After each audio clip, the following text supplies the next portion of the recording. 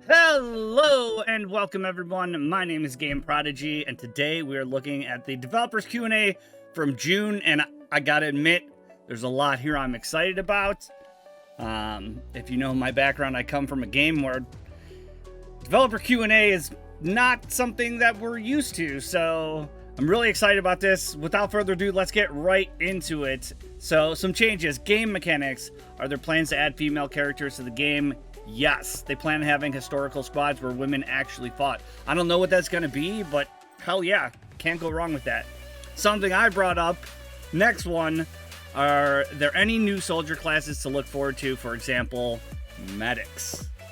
Yes, we're considering different versions of new soldier classes, which may appear in the new Enlisted campaign, but it's too early to say what kind of classes they would be. An idea I brought to them that I really hope that we're going to see is going to be officers that are going to give some type of global bonus to all of your troops. But, I mean, if you look at successful games like Overwatch and stuff, having healer classes, League of Legends support classes, I think it just makes sense. So I'm loving all of this so far. All right, next one. Will it be possible in the future to upgrade weapons, not only through improvement mechanics, but through the addition of add-on modules? And I like their answer to this. There weren't many weapon modules during World War II, but for the examples that existed historically, they plan on adding them to Enlisted in one form or another. Right now, they already have sniper sights, bayonets, mounted grenade launchers, which I think are garbage, and rare modifications like the Pedersen device. Next, is it planned to implement replay mechanics to the game? Yes. Super important for streamers. Love that. And this one's interesting. Which customization options will appear first? Options such as uniforms, weapons faces, and player names. And if you watched the E3 video, they said there will never be pink weapons. So, I hope there's never pink weapons. But, they will start with the most highly requested customization options. The ability to change the names and faces of your soldiers. It will come soon enough. And I've got big news when that comes.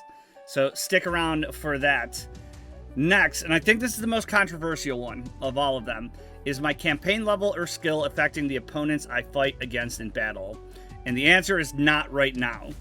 And I like their answer to this. They said for balancing, they're making sure that even the best thing can be destroyed by explosives, and you can still kill a 5-star soldier with one shot. But, and this is the important part, we have plans to implement matchmaking based on campaign levels. It will work as follows. The matchmaker will try to find enough high-level players to gather them into one battle. But if it fails to in a certain amount of time, the level fork will expand up to the current state, all players against all players. And now I'm a high-level player, and one of the big issues when you go against a bunch of other high-level players is you don't have access to the planes because someone's always in them. You don't have access to the tanks because someone is always in them. And when I play other types of games that have, tier 1 through tier 10, sometimes I like to play tier 5. Sometimes I like to play tier 6.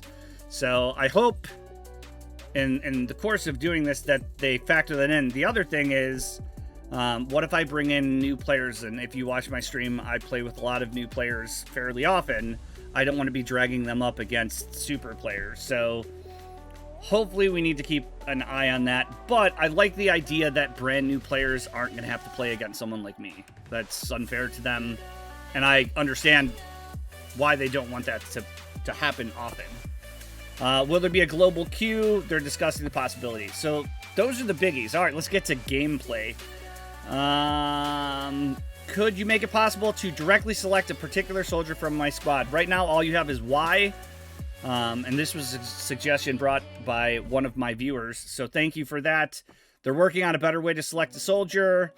Additionally, with the improved system, switching will not throw you over to a badly wounded soldier. Big problem in the game.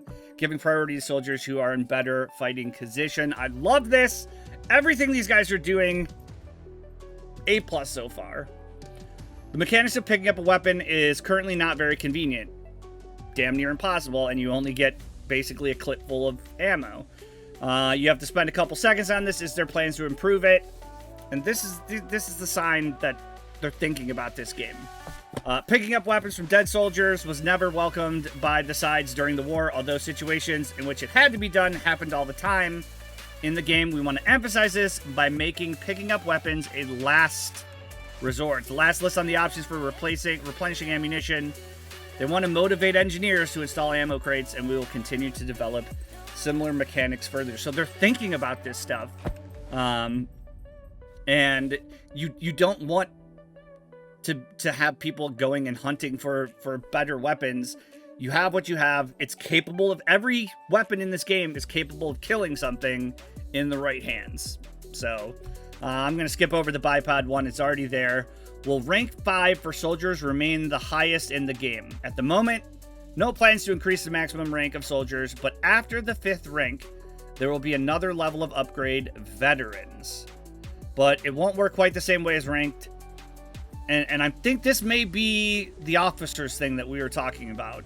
Or if you look at games like, I think Red Alert or Red Alert 2, where there was veterancy bonus. So after you killed so many things in the battle, it leveled up and you got extra skills and all of that good stuff. So maybe that's what they're going for. I don't know. I'm excited to see it. I'm already ready for it.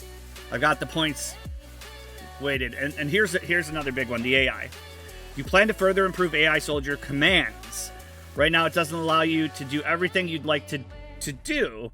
And then the answer is, of course. They're talking about in the past an example, but this is a lot of work and will take some time. And I mean, AI balance is important. You want your AI to not just stand somewhere and get murdered. You want them. So right now, sound. If you shoot, the AI will turn and they will start shooting at you. But you don't want the AI to be aimbots that basically, if you shoot, you're going to get nuked from across the map. And we've seen both sides of this. So I think striking the right balance is important here. Vehicles. Will you give pilots a parachute? Yes. But, you know, the area you'd have to parachute would be tough. So not that important. And then this was an interesting one. Why are armored vehicles so hard to control? Moving, aiming, and shooting requires serious coordination and experience. It's not what they see in War Thunder. And this is another one of their answers that I like. It's hard to control a tank, and they don't want to make it easy. And tanks are already overpowered as it is. The best way to level up is with a tank. So my only problem with some tanks is that a small like indentation in the ground instantly stops some tanks, and with tracks they should be able to go right through that. But other than that, they want to keep it difficult. They want it to be skill based. A+ there. Campaigns and missions. How many campaign levels and missions do you consider enough to have a campaign completed in terms of content? Okay, this is specific to each campaign. We try to add as much weapons and equipment as possible from the battles of a particular campaign, as long as they don't mess with the balance of the game overall. The current campaigns are expected to have over 40 levels in the final version. That means level 29 is the cap right now. That means there's 11 more levels coming. And if you think about that, that's tier 3 for every class. So for those that are playing the game like me right now that are trying to get tier 5 or tier 2, level 5, everything, there's another tier on the horizon. So keep that in mind. Okay. Apart from the already announced campaigns, what other campaigns will be there? They haven't revealed any specifics, but they are planning campaigns in all the key World War II centers, including the Pacific. And we talked about this on stream. Probably Iwo Jima, Battle of Midway. I mean, that's huge. All right, the extra missions in the Invasion of Normandy airfield is interesting. Can you tell us what it showed in the tests? Should we wait for more extra mission goals or even major ones other than just capturing a point, like having to spin up a machine or break through a wall with continuous damage? There will absolutely be new extra mission goals. We are currently working on them and we'll tell you about them later. Awesome. One of the big negative feedbacks you see in this game is it's go capture a point, repeat, repeat, repeat. And I mean, if you look at successful games like PUBG, that's go kill everyone. It's the same thing over and over again, but people love it. But I like that they're adding a little bit extra to the mix, as long as it's not out of control. All right, what do we see here? Based on what Do you choose weapons and equipment for campaign? For example, the M4A3E2 Jumbo was not used in the Normandy landings, but is present in the US side of the campaign. The first weapons and equipment that appear in the campaigns are those that were historically used in the battle in which the campaign is focused. They have absolute priority. However, there are situations when one of the sides clearly lacks some tool for good balance. Therefore, we use the following principle of adding content. If equipment and weapons existed during the battle reflected the game's campaign, they have a chance to appear in the campaign itself. To put it simply, the same Jumbo was created during Operation Overlord, which is the theme of the Invasion of Normandy campaign. And I think that's fair. Can you tell us about balancing of missions? We study battle statistics and player feedback. Based on that data, we make changes that should better affect the balance in a specific situation. So if we look at the Battle of Berlin right now, and the fact that the Russians are beating the crap out of the Germans, I think we're going to see some balancing there. There are many factors at play when it comes to balancing missions, such as number of reinforcement points, time it takes to capture points, location of respawn points, location, geometry, and more. So this is going to be the one area where I'm going to keep an eye on them. A+ so far, but there are definitely some balancing problems, and we'll have to see how those develop. And again, the player base is not mature yet. So if when we first started playing the game in D-Day, if you were the Allies, the Axis had all of these machine guns and bunkers, and you thought it was impossible, and now the Allies win it, in my experience, overwhelmingly. So as the player base matures, maybe we'll see some of these things change. And I think part of that is getting to know the maps, getting to know where to place things, getting to know where good angles, getting to know where everything spawns. That'll come with time.